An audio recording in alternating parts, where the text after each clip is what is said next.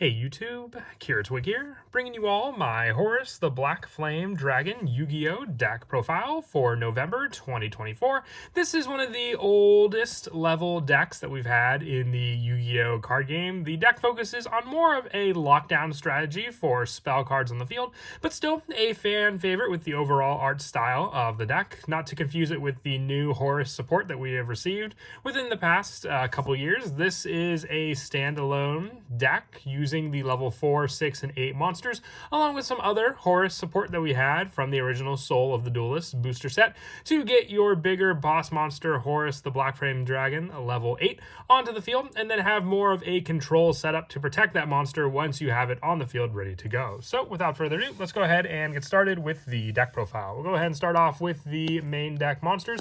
For the Horus engine, we're running the 3 copies of Horus the Black Flame Dragon level 4. Control this face-up card cannot switch during the end phase if this card is destroyed by a monster by battle. You can send this face-up card to the graveyard to special summon one Horus the Black Flame Dragon level 6 from your hand or deck. So the level up process has to destroy your opponent's monsters by battle, and then you have the level up option during the end phase to go into the next monster in the lineup. But one of the cards we run on the deck, the level up, can easily get around this, and it also even has Horus on the card art to do so. But we run 3 copies of this card along with the next monster, which is Horus the Black Flame Dragon level 6.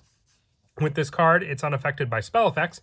During the end phase, if this card destroys a monster by battle in this turn, you can send this face-up card to the graveyard, special summon one Horus the Black Flame Dragon level 8 from your hand or deck. So the same premise, there's not a special summon restriction on the level 6 monster like there is with the level 8, but the control of level 4 can't change while your level 6 is unaffected by spell effects. So depending on the spell that your opponent may try to use against it, they'll have a difficult time getting over this specific card. With our bigger boss monster, and the main goal to summon out in the deck is Horus the Black Flame Dragon level 8. It cannot be normal summoned or set, must be special summoned by Horus the Black Flame Dragon level 6, and cannot be special summoned by other ways. During either player's turn, when a spell card is activated, you can negate the activation. If you do destroy it, you must control this face-up card to activate and resolve this effect. Having a 3,000 attack point monster that can just stop any spell could definitely shut down a good number of decks, and spells are a big catalyst for many decks in the Yu-Gi-Oh! Card game to work. So then you just want added protection for Horus the Black Flame Dragon on the field, and being a 3,000 attack point monster can hit over a good number of cards that your opponent may have as well. Added support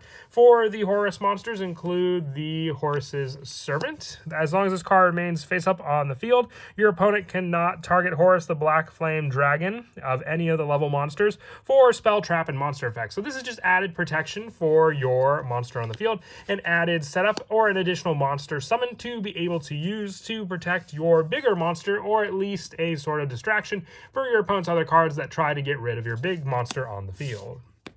Being a fire-focused deck, we're also running 2 copies of Blaster, Dragon Ruler of Infernos. This card's recently been put to 2, and it really does help because any of the extra numbers of the Horus monsters that we have can be used for either banished special summon fodder for our Blaster Dragon or destruction power when we send it from our hand to the graveyard. Both work very, very well as an additional backup in the deck, with the last of the fire support being 2 copies of Hita the Fire Channeler.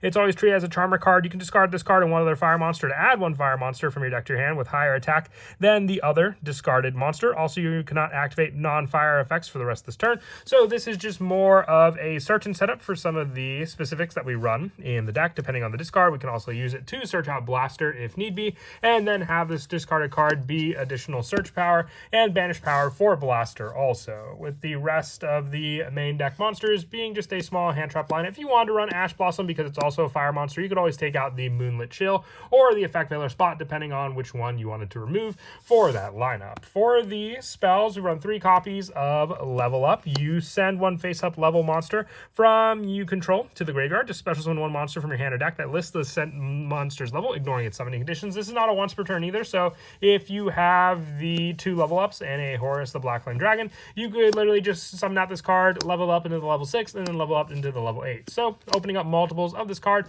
definitely does help with those summons. Haunted, the 2 copies of Pot of Extravagance, just for more added draw power. We don't really use the extra deck for much, so this card just being able to banish random extra deck monsters to give us more cards in our hand to use, with the last of the spells being 1 Magic Planter and the 1 Monster Reborn, since we also do have a good number of continuous traps that we run, so being able to send them off of Magic Planter and then just special summon back any resources with Monster Reborn. For the traps, part of the hand trap lineup is just the Infinite Impermanent spot with the added use of Ghost Mourner and Effect Veiler. This one also just helps for additional monster effect negation that they may try to use against our Horus the Black Flame Dragon. The 3 copies of Solemn Judgment, additional protection power for those cards on the field as well, just stopping a summon of a monster with this card. We don't really use life points for anything else, so those are just added additional resources.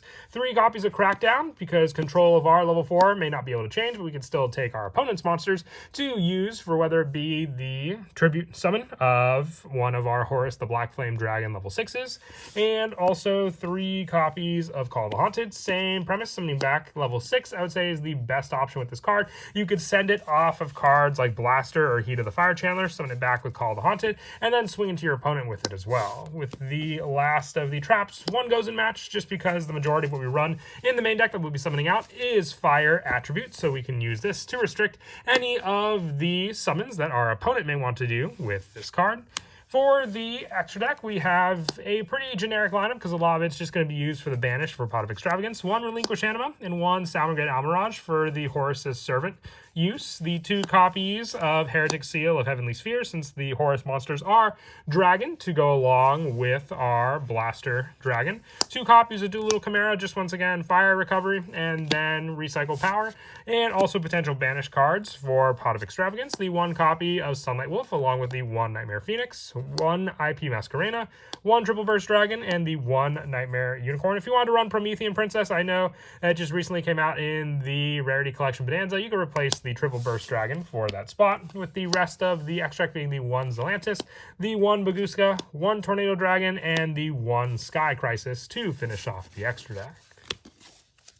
And then as for some of the go-to plays, as I said, the discard power with Heat of the Fire Channeler, just being able to use the added option for your special summon from your hand as a resource to use for tribute cost, but also just being able to send this card as well. So with this card and 1 other fire monster with higher attack than the other discard monsters. So if you discard Horus's Servant, having 100 attack, you can use the Hita Send to add our Horus the Black Flame Dragon level 4 to our hand and start off the initial level play. If you have level up, it makes it all the easier, because there's a better chance that Horus the Black Flame Dragon level 6 can destroy an opponent's monster over our level 4 version of the monster as well.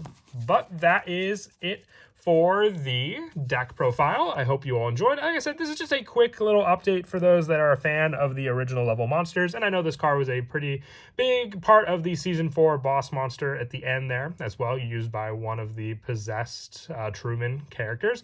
And until next time, please don't forget to leave a like and subscribe, and Kira Twig out.